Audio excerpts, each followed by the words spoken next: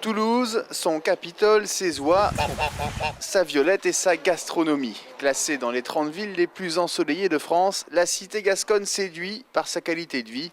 Avec 18 000 nouveaux habitants dans son aire urbaine chaque année, elle connaît la plus grosse croissance démographique de France et même d'Europe pour les villes de plus de 850 000 habitants. Conséquence, en 2008, l'aire urbaine comptait 1 150 000 personnes, c'est 150 000 de plus en moins de 10 ans, suffisant pour écorner l'image de métropole verte et créer le gros point noir de la ville rose. Est-ce que Toulouse, c'est une ville où il est facile de se déplacer en voiture? C'est pas facile du tout. Celui qui vous a dit ça, il vous a menti. Il est midi et déjà ça commence. C'est impraticable.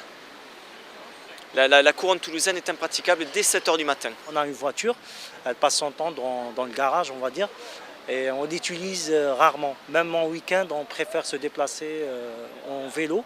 Personnellement, je suis non-fumeur. Ça fait 5 ans que je suis ici et j'ai régulièrement la gorge qui me pique, les yeux qui me brûlent. L'explication, c'est notamment les 12 000 voitures supplémentaires par an que doit absorber l'agglomération.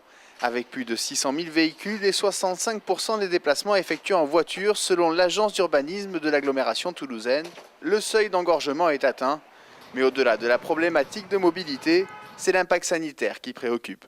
On respire par jour environ 15 mètres cubes d'air, donc les poumons sont en contact immédiat avec l'environnement extérieur et donc les polluants. Certaines particules, certaines substances sont cancérigènes, en particulier les particules extra fines et fines que l'on retrouve dans les carburants et en particulier le diesel. Donc le nez et les voies ORL sont les premières actuellement sont en première ligne et on peut penser que dans un deuxième temps, ça va être les bronches qui vont parler. Mais savoir si c'est dans 5, 10, 20 ans, d'ici là on aura probablement, j'espère, pris des mesures pour éviter cela.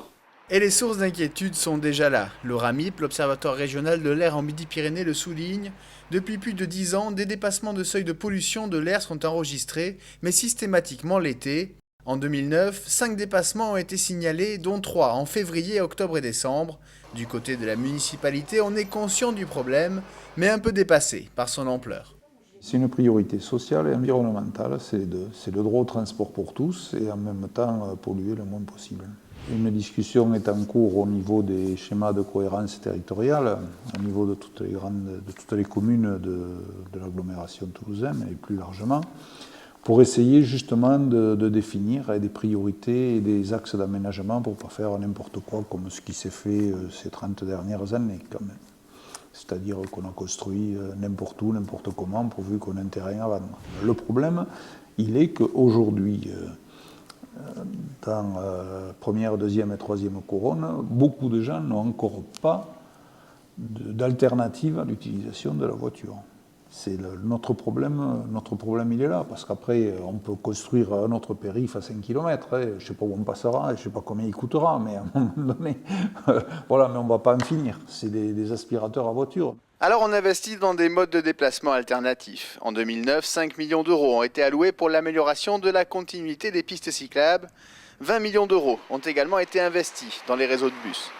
À cela vient s'ajouter une première ligne de tram opérationnelle en 2010 et une seconde à l'horizon 2013. Le signal politique est là, mais la solution à l'engorgement toulousain est complexe et s'inscrit à plus grande échelle, régionale. Le problème de Midi-Pyrénées et de Toulouse, c'est que Toulouse, quelque part, siphonne Midi-Pyrénées. Si on doit trouver un seul marqueur du mal développement de cette région, c'est Toulouse et qui est hypertrophié par rapport à un désert rural autour. On va faire les courses à Toulouse, on va chercher son emploi à Toulouse, on va se cultiver à Toulouse.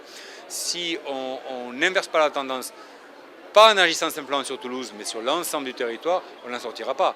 Toulouse aujourd'hui, mais combien d'autres métropoles régionales frappées d'engorgement demain ? Malgré une indéniable volonté politique, 87% des déplacements domicile-travail s'effectuent toujours en voiture, avec chaque jour des dizaines de kilomètres de bouchons.